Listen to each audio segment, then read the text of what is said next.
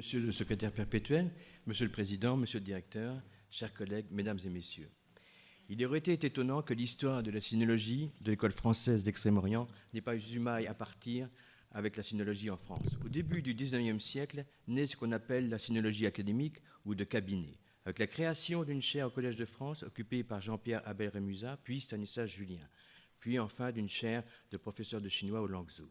Tout au long du XIXe siècle, des disputes, des diatribes, parfois de graves accusations eurent lieu entre les académiques et les tenants d'une sinologie pratique ou de terrain, ces derniers revendiquant une connaissance réelle de la Chine, parlant et écrivant le chinois, professeurs de chinois, interprètes, missionnaires, etc. Cette opposition entre sinologie de cabinet et sinologie pratique est à son opposé vers la fin du XIXe siècle avec le libelle féroce de l'abbé Perny contre Hervé de Saint-Denis, successeur de Julien au Collège de France, accusé de n'avoir qu'une connaissance livresque et inutile du chinois. La polémique se terminera par un procès en diffamation. Mais de fait, les deux camps finissent par ne plus faire qu'un à la fin du XIXe siècle. Édouard Chavannes, lors de sa candidature au Collège de France, fait valoir son expérience de chargé de mission auprès de la légation française de Pékin. Inversement, les professeurs de chinois en Languedoc commencent à produire des travaux scientifiques. Si la fondation, en 1898, d'une mission archéologique en Indochine, qui deviendra 3 ans plus tard ou 2 ans, suivant les interprétations, suit probablement d'autres logiques, l'EFO tombe à pic pour incarner cette réconciliation entre sinologue de cabinet et sinologue de terrain. Et c'est Paul Pelliot qui incarne pour le mieux. Il est nommé non pas chercheur, membre ou pensionnaire, mais professeur de chinois de l'EFO à 21 ans. Au vu du nombre d'articles, de notices bibliographiques et de rapports de recherche dont il se fend pendant la durée de son séjour, de ses missions en Chine pour rassembler les documents fondamentaux de l'histoire chinoise qu'il effectue à Shanghai et Pékin, il ne devait pas lui rester beaucoup de temps pour enseigner le b.a.-ba du chinois. Savant, Paul Pelliot était aussi un aventurier, un franc-tireur. Son intervention décisive en 1900 pour libérer le siège des légations par les boxeurs est bien connue. De même, lorsqu'il file la métaphore automobilistique pour se décrire lui-même philologue fonçant à 100 km à l'heure dans une grotte à Touran. Mais, excentré par rapport à la Chine, les premiers travaux de Pelliot portent sur les sources anamites de l'histoire d'Annam, avec le père Cadière, puis à partir des sources chinoises sur les mémoires et coutumes du Cambodge, sur 2 itinéraires chinois en Inde à la fin du 8e siècle, ainsi que sur le royaume du Funan. Doublement décentré, puisqu'il parle de pays, le Vietnam, le Cambodge ou l'Inde, à partir des sources écrites d'un pays tiers qu'il n'habite pas, mais qu'il parcourt pour amener des documents qui en permettront la connaissance. On ne peut évidemment pas oublier sur ce sujet les quelques 6000 documents ramenés de Tourang que Pelliot déposa à la Bibliothèque nationale et qui donnèrent et donnent encore du grain à moudre aux spécialistes de la Chine médiévale. Rentré en France en 1911, Paul Pelliot quitte le FEO pour le Collège de France pour une chaire qui ne porte pas sur la Chine, mais sur l'Asie centrale. Et il est assez remarquable, hormis entre autres son article sur les débuts de l'imprimerie, que ses travaux porteront en grande majorité sur les marges de la Chine, la Mongolie, le Tibet, les voyageurs de Chine et en Chine, les religions étrangères en Chine, comme le manichéisme et le nestorianisme.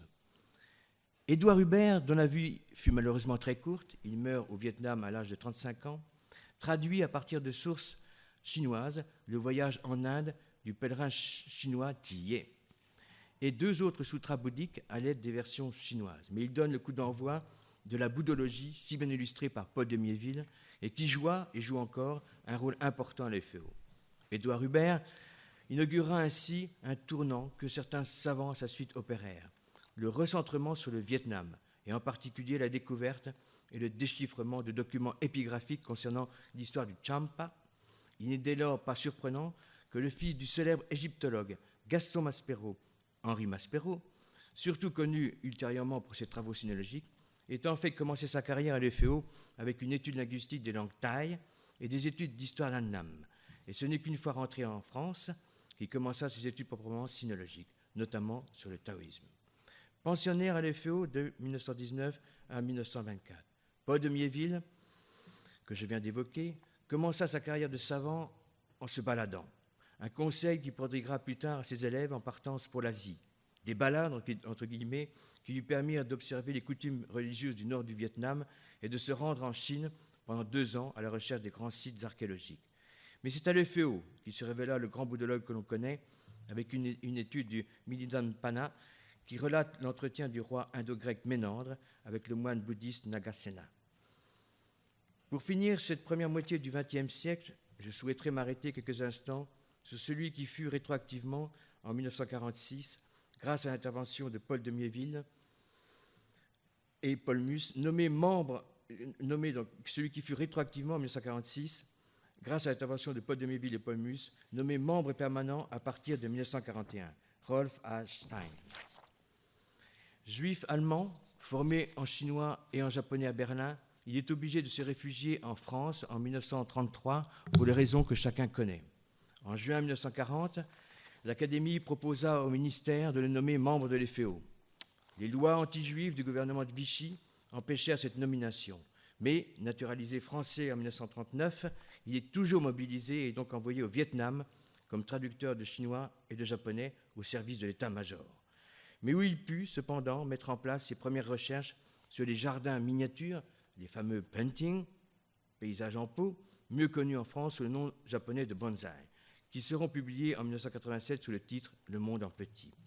Si Rolf Einstein put être protégé de barbarie, ce ne fut pas le cas de Henri Maspero, alors professeur au Collège de France, qui fut déporté et mourut dans le camp de Buchenwald en 1945. Dans les années 1950, la situation géopolitique et celle de l'EFEO font que les sinologues sont toujours décentrés au Vietnam. Ainsi, Yves Herouet était recruté à l'EFEO pour occuper à Hanoï le poste laissé vacant par le départ précipité de Jacques Gernet, qui ne resta qu'un an au service de l'EFEO. Élève de l'école des langues orientales et conformément à la ligne sinologie pratique que préconisait cette école, Yves Herouet fit un premier séjour de 1947 à 1949 à Pékin et renonça à la carrière de jésuite pour se consacrer à la sinologie universitaire. C'est à Hanoï qu'il prépara sa thèse sur le grand poète des Han, Sima Xiangju, et qui se chargea de l'achat de livres à Hong Kong et Tokyo pour l'EFEO et la Bibliothèque nationale. Connu pour ses études sinologiques de première importance, on sait peut-être moins que Léon van der Merch, qui vient malheureusement de disparaître, commença sa carrière comme professeur dans des lycées au Vietnam. On sait peut-être moins aussi qu'il commença à l'EFEO sa carrière dans le domaine des études vietnamiennes sous la direction de Maurice Durand, qui eut la charge du musée Louis Finot et publia à cette occasion un ouvrage sur des miroirs de bronze conservés dans ce musée. Léon van der Merch passa ensuite définitivement aux études chinoises sous la direction de Paul de Miéville. Il est affecté successivement à Kyoto, à la section orientale de l'Institut des sciences humaines de l'université, puis à Hong Kong, dans un département de chinois où il fait la connaissance de Georges Zhongyi, auprès duquel il travailla la paléographie et la linguistique du chinois ancien, ce qui lui permettra, quelques années plus tard, de publier à l'EFEO sa monumentale Huang Tao, ou la Voie royale, recherche sur l'esprit des institutions de la Chine archaïque. Il quitte l'EFEO en 1966, mais il reviendra, cette fois-ci comme directeur, de 1989 à 1993.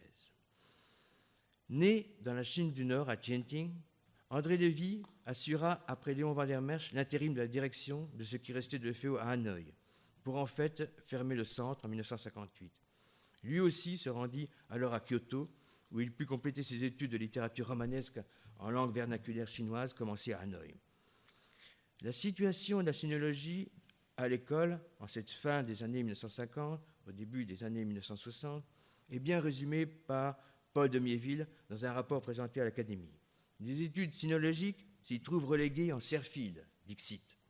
Les sinologues doivent se contenter de rester sur le pourtour du continent et le Vietnam leur est alors fermé. Il cite à l'appui de ses dires Léon van der Merch, qui est à Hong Kong, André Lévy, à Kyoto, et deux nouveaux entrants, Michel Soimier à Kyoto et Christopher Schipper à Taïwan. Je vois chez ces deux entrants une nouvelle orientation des études sinologiques en faveur des études taoïstes, une nouvelle orientation bien préparée en France, d'abord comme nous l'avons vu par Henri Maspero, puis par Max Kaltenbach. Nouvelle orientation doublée d'une territorialisation au sens où ce sont à partir de lieux précis que vont se mener dorénavant des recherches. Michel Soimier crée en 1965 la revue Tokyo Kengyo, études taoïstes, qu'il co-dirige avec Yoshioka Yoshitoyo, dont la publication ne connaîtra hélas que 4 numéros. Michel Soimier, en s'initiant aux études de Torang au Japon, se territorialise sur cette oasis située sur la route de la soie dans le nord-ouest de la Chine. Il est de notoriété que Michel Soimier après avoir quitté le FEO, a créé au CNRS en 1982 la fameuse équipe de Tourhan, qui s'est adonnée, véritable travail de moine bénédictin, au catalogage analytique des quelques 6000 documents que Paul Pelliot avait rapportés et dont le résultat et les études ont été en grande partie publiés à l'FEO. Christopher Schipper, qui vient également de nous quitter, s'est décidé à se rendre à Taïwan après avoir vu un reportage dans le magazine Life. Ce reportage était la preuve que la religion taoïste était bien encore vivante à Taïwan. À Taïwan, il s'installe à Tainan, où, pendant plusieurs années, il s'initie au taoïsme auprès d'un maître. Une initiation qui sera couronnée par son ordination en maître taoïste, Tao Shi. Il mène en parallèle à ses observations participantes des grands travaux d'indexage d'œuvres taoïstes classiques, avec une équipe de lettrés locaux dont il prend grand soin de noter toutes les dépenses afférentes. Ces index permettront de former les futurs spécialistes du taoïsme pendant des décennies. En 1965, par l'FEO, l'empereur Wu, des Han, dans la légende taoïste, un titre choisi en fait par Paul de Miéville, qui estimait que le titre initialement choisi par Christopher Schipper, l'histoire intime de l'empereur Wu des Han, était peu clair et trop rébarbatif. C'est un sinologue, mais installé à Kyoto, que Anna Seidel a poursuivi des études sur la religion taoïste avec une thèse consacrée à la divinisation de Lao Tzu, démontrant une fois pour toutes que le taoïsme est bien une religion, avec ses hagiographies, ses cultes, ses rituels. Elle se livra également à corps perdu aux études bouddhiques, en particulier en participant activement à la rédaction du Hobogilin, dictionnaire encyclopédique du bouddhisme, d'après les sources chinoises et japonaises, fondé en 1926 par Sylvain Lévy et Takakusu Junjiro, et dont le premier rédacteur en chef fut Paul de Miéville. On ne saurait ici oublier qu'elle fut également la fondatrice, avec Hubert Durt, de la revue Les Cahiers d'Extrême-Asie, éditée au centre de l'FEO à Kyoto et qui aujourd'hui en est à son 30e numéro. Avant d'en venir aux années 1980, je voudrais ici mentionner que l'FEO, malgré son absence en Chine continentale, recruta 2 chercheurs chinois, Chen Zhulong, qui s'est entièrement dédié aux études de Tourhan, et Zhao Zhongyi, qui certes n'en fut membre que 2 ans, 1974-1976, mais nous avons vu qu'il était très proche des membres de l'FEO, en particulier de Léon Vandermeersch, et qu'il apporta un soutien constant aux membres de l'FEO affectés à Hong Kong. À partir des années 1980, la Chine connaît un vent de libéralisation. Les échanges de tous ordres sont désormais possibles. Et nous assistons alors à un recentrement de l'institution sur le territoire chinois, entendu au sens de monde sinophone. Toutefois, Mark Eniowski, qui entre à l'FEO en 1979, est affecté au centre de l'FEO à Kyoto. Et c'est auprès du professeur Nakamura Shohachi, à l'Institut des sciences humaines de l'Université de Kyoto, qu'il poursuit son étude du Wushintai, le compendium des 5 agents, un traité de cosmologie divinatoire à l'usage des Confucéens qu'il traduira in extenso et publiera en 1991 à l'FEO. Il ne perdra jamais de vue l'étude des systèmes cosmologiques et divinatoires chinois, en publiant successivement Société et divination de la Chine médiévale, en 2003, et un recueil d'articles sur les livres des jours, une sorte de manuel d'hémérologie, exhumé de tombes datant des alentours de notre ère. Il en va de même pour Jean-Pierre Drège, recruté en 1980 à l'FEO, qui n'eût pu être affecté en Asie, mais qui s'attela, sous la direction de Michel Soimier et son équipe, au catalogage et à l'étude des documents de Tourhan. C'est essentiellement un historien du livre que Jean-Pierre Drège développe ses recherches. Il poursuit pour le mieux la question de l'imprimé en Chine initiée par Paul Pelliot. La question des bibliothèques en Chine médiévale est également au cœur de sa réflexion. Il aborde des manuscrits chinois d'un point de vue matériel et codicologique. Jean-Pierre Drège a occupé le poste d'administrateur provisoire, puis de directeur de l'école de 1998 à 2004, à un moment où le statut contractuel des membres se transforma en celui de titulaire, en directeur d'études et maître de conférences. C'est sous la direction de Michel Soimier que Kuo Liyin soutient en 1988 une thèse sur la confession et les actes de contrition dans le bouddhisme chinois, en puisant abondamment dans les manuscrits de Tourhan. Une thèse publiée en 1994, bien évidemment à l'FEO. Formé initialement aux études de bouddhologie au Japon, puis aux États-Unis, Kuo Liyin a tout naturellement rejoint l'équipe de recherche du manuscrit de Tourhan, actuellement le centre de recherche sur les civilisations d'Asie orientale, où elle y déploie toutes ses énergies à établir des ponts entre les chercheurs chinois spécialisés de Tourhan et la recherche française. Mais revenons au déploiement de l'FEO dans le monde sinophone. Sous la direction de Léon Vandermeersch, Franciscus Verhaelen ouvre en 1992 un centre de l'EFEO à Taipei, à l'Academia Sinica, le CNRS taïwanais. En premier lieu dans l'Institut d'histoire moderne, puis dans l'Institut d'histoire et de philologie. Membre de cette noble assemblée, chacun sait ce que Franciscus Verhaelen apporte aux études taoïstes. Élève de Christopher Schipper, c'est un historien du taoïsme médiéval que Franciscus Verhaelen s'emploie à faire connaître le taoïsme, par une monographie sur le taoïste lettré Tu Guangting, puis, avec Christopher Schipper, par un catalogage analytique des quelques 1500 livres contenus dans le canon taoïste. Et plus récemment, par la parution aux belles lettres de Conjurer la destinée, rétribution et délivrance dans le taoïsme médiéval. Successivement directeur du centre de l'EFEO à Hong Kong et de l'EFEO de 2004 à 2014. Franciscus Verhaelen renoue également avec ses traditions des sinologues de l'EFEO en s'intéressant au Vietnam, avec plusieurs études consacrées au général chinois Cao Pian, qui fit construire le rempart de Thang Long à Hanoï, classé sur la liste des monuments historiques de l'UNESCO et où se trouve désormais un musée auquel le centre de l'EFEO à Hanoï apporta un concours scientifique et un soutien indéfectible. Sous l'instigation de Christopher Schipper, John Lagerwey retrouva le chemin des enquêtes de terrain au long cours. Parallèlement à un travail de caractère livresque et historique, affecté à Taïwan, puis à Hong Kong à plusieurs reprises, il mène essentiellement sur le continent, dans les régions de Canton, du Fujian, du Jiangxi, plus récemment de l'Anhui, des enquêtes ethnographiques systématiques, grâce notamment au soutien constant de la fondation taïwanaise Tiantinghu, qui se traduiront par une quarantaine de volumes en chinois, dont il est l'éditeur. Cette somme ethnographique a été complétée par une histoire en anglais des religions chinoises en 9 volumes, paru chez Brill. Dans les années 1990, le recentrement sur le monde sinophone s'accompagne aussi d'un décentrement disciplinaire. Christian Lamourou, entré à l'EFEO en 1994, a fondé le centre de l'EFEO à Pékin, placé sous l'égide de l'Académie des sciences de Chine, et lui a impulsé le caractère qu'il a toujours. Un centre où les chercheurs s'adonnent bien sûr à leur propre recherche, mais où des activités académiques les conduisent à l'organisation de conférences et la publication de la revue en chinois Faguoran Xue, Sinologie française, dont le numéro 20 est en cours de parution.